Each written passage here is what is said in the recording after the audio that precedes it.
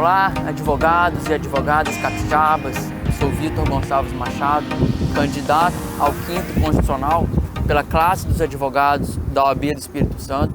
Uma vaga tão importante, uma função tão importante, né, que precisa, então, muito da sua participação e também da sua sabedoria, né, da sua consciência de votar bem em qual advogado inscrito nessa vaga pode usufruir melhor do cargo de desembargador. Eu estou aqui com um texto do Vladimir Passos de Freitas, desembargador aposentado, que em 2019 escreveu sobre os riscos de desvios dos magistrados ao longo da carreira. Vem comigo, vamos ouvir um pouco nesse texto que eu vou ler para vocês, e é um texto muito interessante, né? Vejam só, julgar foi, é e sempre será uma função de enorme relevância. Para alguns, uma missão quase religiosa, exigindo dedicação absoluta e restrições na vida pessoal. A evolução dessa atividade foi lenta. Séculos passaram entre o poder absoluto do chefe da tribo, depois dos reis na Idade Média, a tripartição do Estado pregado por Montesquieu. Mas alguns resquícios ficaram, como a denominação de corte aos tribunais, herdada pelos órgãos julgadores dos reis, quando estes, sem condições de exercer tal poder, delegaram-no a terceiros de sua confiança. Atualmente, a magistratura está profissionalizada e estruturada como carreira em boa parte dos países. Neste particular, o Brasil se encontra entre os sistemas mais avançados, selecionando juízes e juízas, que vou mencionar, e o professor Vladimir também usa o masculino aqui para ambos, em rigorosos concursos públicos, dando-lhes todas as garantias para o exercício da função de forma independente e pagando-lhes a remuneração que permite uma vida confortável. Por tal motivo, em um contingente de quase 16 mil juízes em exercício, a maioria absoluta é de pessoas tecnicamente bem preparadas, dedicadas e que exercem suas funções procurando dar o melhor de si. As exceções confirmam a regra, e é claro que os deslizes aparecem muito mais do que o cumprimento do dever.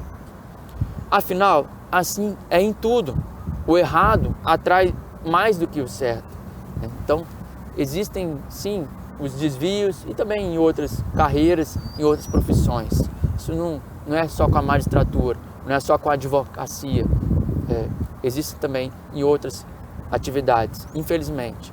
Mas, na longa caminhada entre a alegria do dia da posse e a publicação do decreto da aposentadoria, os riscos de desvios estão sempre presentes.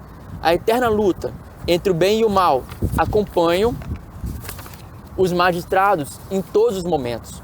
Por vezes, a tentação passa por uma linha limítrofe, imprecisa, onde cabe o sim ou não, com resultados imprevisíveis. O início é sempre festivo. A conquista da aprovação no concurso é comemorada e o orgulho da família acompanha o jovem magistrado fielmente. Mas em pouco tempo cai-se na rotina. O volume de trabalhos é enorme. O resultado muitas vezes se perde no emaranhado de recursos. As críticas e o ocaso das relações cordiais com os demais atores vai minando a vontade daquele outrora idealista. Essa é a porta de entrada em área de risco. Os sinais são dados por frases pessimistas, como "não adianta, estou só enxugando gelo", ou atitudes que demonstram a opção por uma outra coisa, que pode ser desde priorizar as aulas dadas em faculdade até reduzir as horas de permanência no foro. Nada há de errado em ter interesse por outras atividades. O perigo está em só dar atenção a elas e, na justiça, não dar um passo além do mínimo necessário. Esse estado de pessimismo e descrença afrouxa as regras de conduta. E aí, para aqueles que trabalham no interior, passa a ser natural aceitar o convite para uma churrascada, mesmo sabendo que o simpático anfitrião tem ações penais na justiça. E as conversas apontam-no como ligado ao contrabando ou ao tráfico de drogas. Para chegar a esse estado de leniência ética, não é preciso muito esforço para distrair a consciência. Por exemplo, chega-se a ele afirmando que, contra o animado festeiro, não há sentença condenatória transitada em julgado. Afinal, o STF rejeita o reconhecimento de maus antecedentes a condenado por tráfico de drogas, por terem passado mais de 5 anos da condenação. O tempo passa e vem a promoção ou a remoção, acaba-se chegando à capital. Nela, o assédio é menos perceptível, porque o poder se reparte em diversas varas, inclusive de outros ramos do poder judiciário. No entanto, nem por isso deixará de existir. Afinal, uma liminar que define uma situação poucas horas depois pode ser mais importante do que um enorme acórdão recheado de citações doutrinárias. Na capital, a tentação pode chegar através de formas mais requintadas, né? O churrasco talvez seja substituído por um almoço para diversos convidados, com vinho português, safra 2011, conversas agradáveis, todos muito simpáticos, levará o magistrado a sentir-se parte de uma elite social. Ele, saído, regra geral, da classe média, conhecerá o doce sabor da ascensão social, deslumbrando-se com a posição conquistada. Evidentemente, tais gentilezas não são gratuitas, pois antigo ditado inglês alertava: "There is no free lunch", ou seja, não tem almoço grátis. A fatura chegará um dia em um formal título de crédito sem data de vencimento. O investimento é de médio prazo e depende da necessidade de quem convida. Nessa fase, há também a oportunidade de cursar um mestrado na universidade local. Ótimo! Sempre é bom capacitar-se melhor, decidindo com maior raio de visão.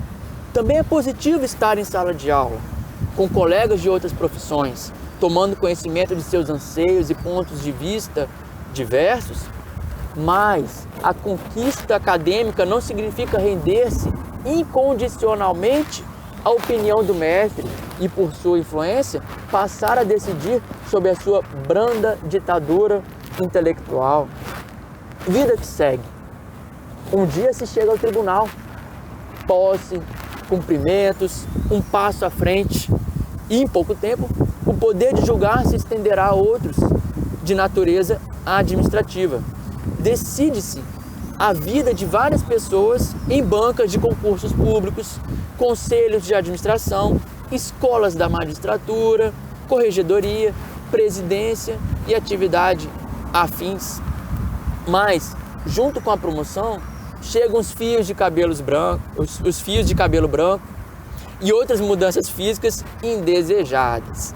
Porém, mais do que isso, os filhos atingem a idade adulta.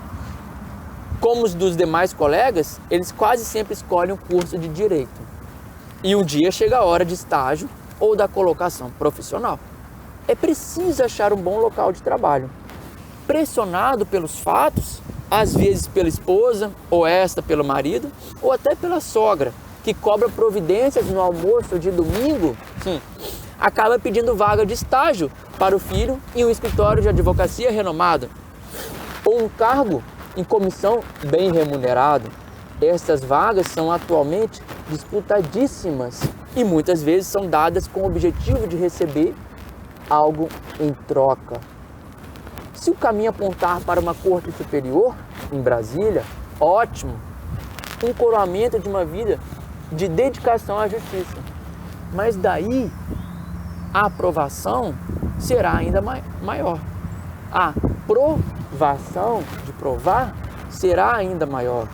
Os simpáticos interessados surgirão em grande quantidade, aproximando-se de todas as formas possíveis, em especial no coquetel das solenidades oficiais.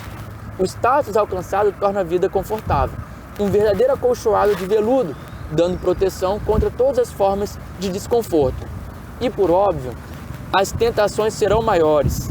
Lindas festas, convites para palestras em lugares agradáveis, presentes de muito bom gosto. O trato com elevadas autoridades no serviço ou na vida social dá a noção exata da relevância do cargo e alimenta o ego, com risco concreto de crer-se especial. Chegando ao fim do texto, é aí que o risco assume maiores proporções. Manter-se fiel é aí que o risco assume maiores proporções. Manter-se fiel aos princípios que jurou manter, quando dá posse, mostra-se difícil. É onde se distingue o verdadeiro juiz, o que passou pelos maiores desafios, prazerosos, diga-se de passagem, e continuou imaculado. Aquele que os mais nobres respeitam e admiram.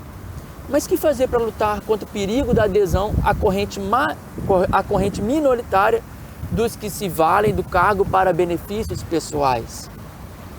Dos que se sucumbem à tentação?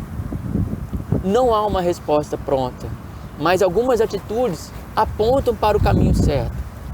Vejamos, dizer não aos convites duvidosos não é algo fácil, porque importa em desagradar alguém, mas tem que ser dito.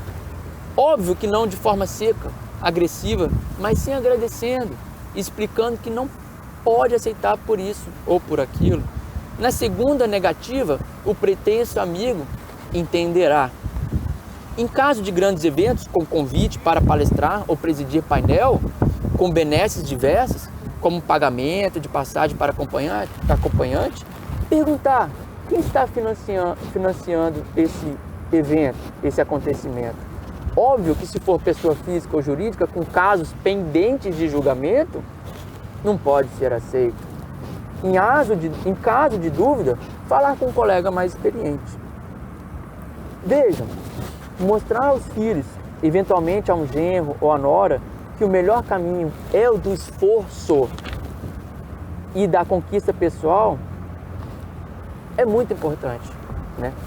Nesse momento, o professor Vladimir, ele coloca mais algumas reflexões, mas a gente tem que sempre refletir e pensar e ter isso em mente, e carregar com você, desde antes mesmo da sua faculdade de Direito, desde antes de começar a ingressar em algum cargo público, ou como magistrado, ou como advocacia, que eu sou parte da advocacia, que há uma coisa muito maior do que o benefício pessoal, do que satisfazer-se à custa de cargos públicos ou de interesses que não são éticos. Há uma coisa muito maior que isso. E é isso que a gente precisa refletir, que a gente precisa debater. Fazer a coisa certa nem sempre é fazer a coisa mais fácil. E é isso que a gente precisa, de ter isso em mente, de ter essa reflexão. Aqui, Vitor Gonçalves Machado, eu sou candidato ao 5º Constitucional pela OAB do Espírito Santo.